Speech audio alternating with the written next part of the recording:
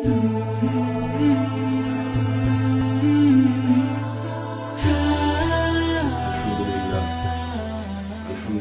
वहदहु वस्सलातु वस्सलामु अला मन ला नबिय्य बअदह अम्मा बअद फ़अऊज़ु बिल्लाहि मिनश शैतानिर रजीम बिस्मिल्लाहिर रहमानिर रहीम। हज़रात गिरामी, नबी अकरम सल्लल्लाहु अलैहि वसल्लम की अहादीस मुबारका की हिफाजत के हवाले से हमने जर्ह और तादील के बारे में कुछ इब्तिदाई कुछ बुनियादी बातें आपके सामने रखी थी। इसी मौजू को हम आगे बढ़ाएंगे। जरह और तादील के लिए कुरानी असास क्या है? अल्लाह रब्बुल आलमीन ने कुरान करीम में हमें इस हवाले से किन किन एहतियातों का और किन किन उसूलों का हमें हुक्म दिया है। इसी तरह नबी अकरम सल्लल्लाहु अलैहि वसल्लम की अहादीस मुबारका की हम बात करते हैं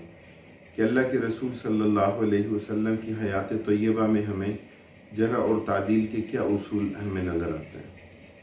आप सल्लल्लाहु अलैहि वसल्लम की हयात तय्यबा, आपकी सीरत मुतहरा हमारे सामने है, और ये बात अज़हर मिन अश-शम्स है कि अल्लाह ताला ने अपने प्यारे हबीब मोहम्मद मुस्तफ़ा सल्लल्लाहु अलैहि वसल्लम की सीरत और सुन्नत और उनकी पूरी ज़िंदगी, उनकी कामिल हयात तय्यबा की हिफाजत के लिए जो इंसानी बस में है, जो इंसानी इस्तिताअत में है, उससे भी बढ़कर और उसके लिए इलाही तदबीर का, उसके लिए अल्लाह ताला की तरफ से इंतज़ाम व इंसराम का एक भरपूर सिलसिला जो है वो कायम किया गया। और उसकी बड़ी वजूहात हैं। एक बड़ी वजह उसकी ये भी है कि नबी अकरम सल्लल्लाहु अलैहि वसल्लम की रिसालत एक महदूद वक्त के लिए, एक महदूद ज़माने के लिए, एक ख़ास कौम के लिए, एक ख़ास कबीले के लिए या एक ख़ास मुल्क के लिए आप सल्लल्लाहु अलैहि वसल्लम की रिसालत नहीं थी, बल्कि आप सल्लल्लाहु अलैहि वसल्लम को मबऊस किया गया। आप सल्लल्लाहु अलैहि वसल्लम तो को था क़यामत के कायम होने तक इला काफ़तिल जिन्न वल इंस, इंसानों और जिन्नात की तरफ, सब की तरफ अल्लाह के रसूल सल्लल्लाहु अलैहि वसल्लम की बेअसत की गई। और आप सल्लल्लाहु अलैहि वसल्लम पर कुरान करीम नाजिल हुआ। कुरान करीम की हिफाजत का ज़िम्मा अल्लाह ताला ने खुद लिया। पिछली आसमानी किताबों की हिफाजत की ज़िम्मेदारी अहबार और रुहबान को दी गई, और कुरान करीम की हिफाजत का ज़िम्मा अल्लाह रब्बुल आलमीन ने खुद लिया। कुरान करीम की तशरीह, कुरान करीम की तफसील, कुरान करीम की तौज़ीह अल्लाह के रसूल सल्लल्लाहु अलैहि वसल्लम ने अपनी ज़िंदगी के ज़रिए, आपने अपने मामूलात के ज़रिए, आपने अपनी हयात तय्यबा के ज़रिए, आपने इबादात के अपने एक भरपूर निज़ाम के ज़रिए आप सल्लल्लाहु अलैहि वसल्लम ने कुरान करीम की तफसीर, कुरान की तशरीह और कुरान पर अमल करके दिखाया कि अल्लाह ताला की इस किताब पर किस तरह अमल किया जाता है। आप सल्लल्लाहु अलैहि वसल्लम की अहादीस मुबारका, आप सल्लल्लाहु अलैहि वसल्लम के फरमूदात और आपकी सीरत और सुन्नत और आपकी हयात तय्यबा, उसकी हिफाजत के लिए भी बेहतरीन इक़दाम किए गए। आप सल्लल्लाहु अलैहि वसल्लम की पूरी ज़िंदगी, आपकी कामिल सीरत और सुन्नत की हिफाजत के लिए लाखों रावियों के हालात ज़िंदगी को महफूज किया गया। उनके मवालिद, उनकी वफ़ियात, कब पैदा हुए, कब फोत हुए, कहाँ ज़िंदगी गुजारी, उनके असातिज़ा कौन थे, उनके शागिर्द कौन थे, ज़ब्त की हालत क्या थी और इल्मी कैफियत क्या थी और अदालत की सूरत क्या थी। तो इन सब चीज़ों को महफूज किया गया और हमें अहादीस मुबारका से जुड़े हुए तमाम उलूम व फ़नून में हमें इन तमाम चीज़ों की तफसील जो है वो नज़र आती है। और बिलखुसूस इस तमहीद के बाद में जरह और तादील के हवाले से कुछ चीज़ें जो आपके सामने ज़िक्र करना चाह रहा हूँ, वो ये है कि जरह और तादील ये सब का काम नहीं है। हर फर्द और हर आलिम जो है वो इस हवाले से काम नहीं कर सकता। इसमें बड़ी महारत की ज़रूरत है, इसमें महारत ताम्मा की ज़रूरत होती है। हाफिज़ इब्न हजर अस्क़लानी रहमहुल्लाह फरमाते हैं कि जरह और तादील उसका काम है कि जो आदिल हो और जो बेदार मगज़ हो। अब यहाँ आप अंदाज़ा लगाइए कि अदालत की अहमियत और अदालत की शर्त अपनी जगह लाजमी है, बुनियादी शर्त है और होनी चाहिए, लेकिन इसके साथ साथ उस फ़र्द का चाको चौबंद होना, उस फ़र्द का, चूँकि हदीस में जो इलल हैं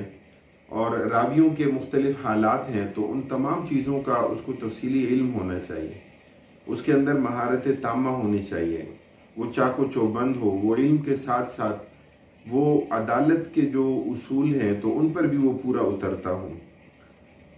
حافظ ذہبی رحمہ اللہ کا بہت بڑا نام ہے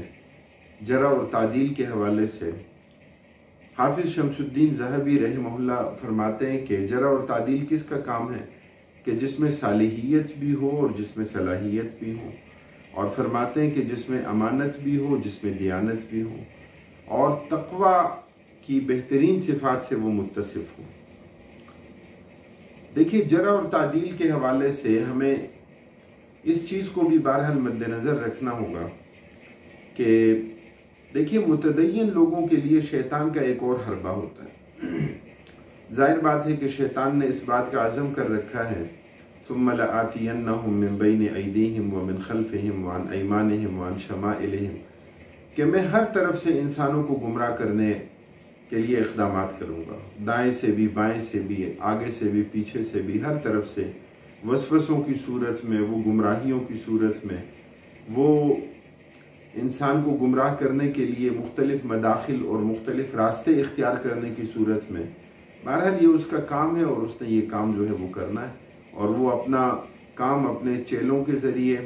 اور اپنی مختلف تدبیروں کے ذریعے، وسوسوں کے ذریعے شیطان اپنا یہ کام جو ہے وہ کر رہا ہے۔ اب ظاہر بات ہے کہ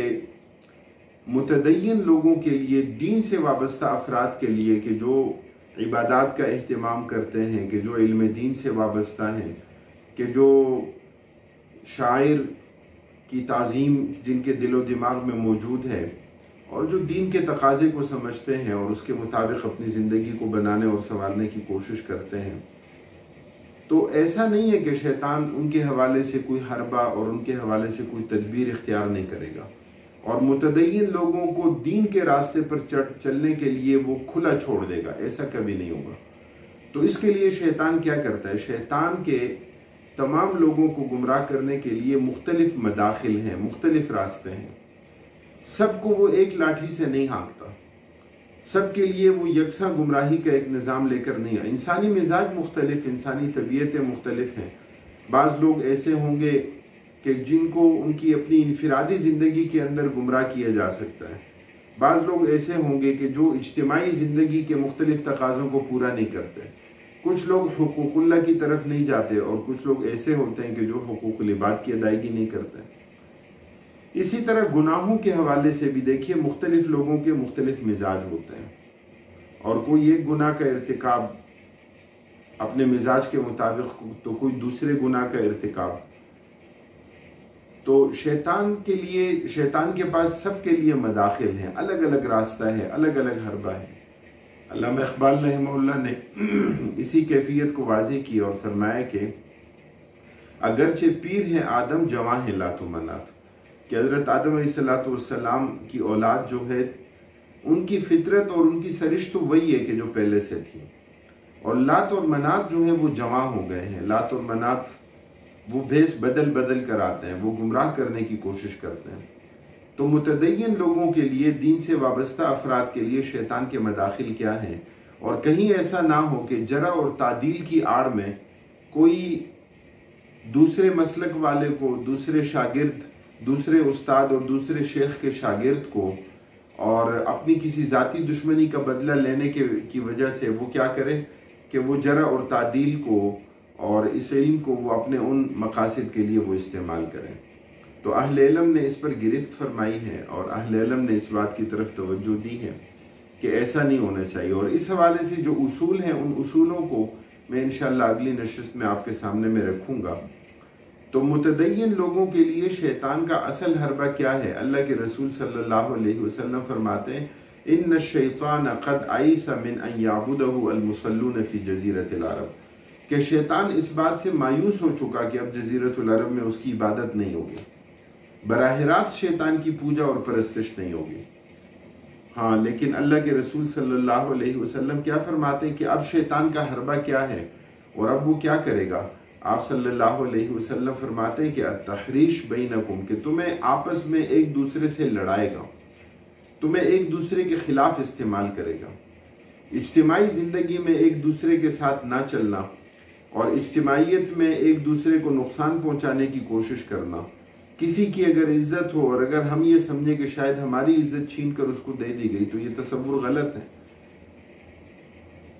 تو اس لیے شیطان کا حربہ کیا ہے کہ التحریش بینکم، آپس میں لڑانا، آپس میں جذبات کو برانگیختہ کرنا۔ کبھی ہمارے معاشرے میں ایسا بھی ہوتا ہے کہ لوگ یہ سمجھتے ہیں کہ فلاں کی عزت کیوں ہے، حسد میں لوگ مبتلا ہو جاتے ہیں۔ حسد کی بیماری بڑی خراب بیماری ہے، اللہ رب العالمین نے اس کے شر سے اللہ کی پناہ میں آنے کا حکم دیا، اس لیے کہ حاسد کے ساتھ تو آپ بھلائی بھی نہیں کر سکتے۔ حاسد کے ساتھ اگر بھلائی اور اچھائی بھی کریں گے تو اس کے نتیجے میں کیا ہوگا؟ اس کے حسد میں اور اضافہ ہوگا کہ میں اس کے ساتھ برائی کا سلوک کر رہا ہوں اور یہ اس کے بدلے میں اچھا بنتا ہے اور یہ اس کے بدلے میں میرے ساتھ اچھائی کا معاملہ کر رہا ہے۔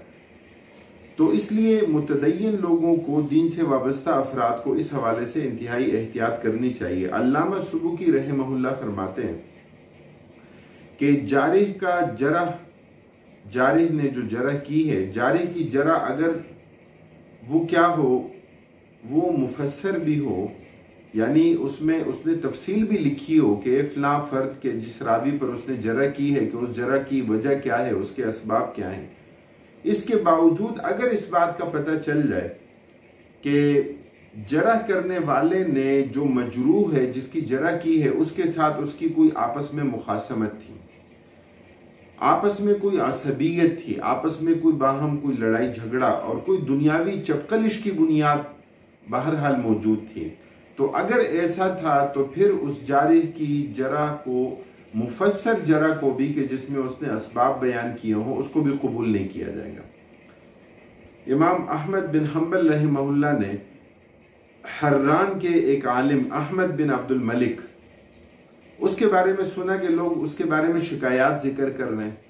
اور لوگ جرح کر رہے ہیں اس کے حوالے سے، تو امام احمد بن حنبل رحمہ اللہ فرماتے ہیں کہ حران والے اس بڑے عالم سے کبھی خوش نہیں رہ سکتے، اور خوش نہ رہنے کی وجہ کیا ہے، خوش نہ رہنے کا سبب کیا ہے کہ وہاں کے لوگوں کے ان کے ساتھ باہمی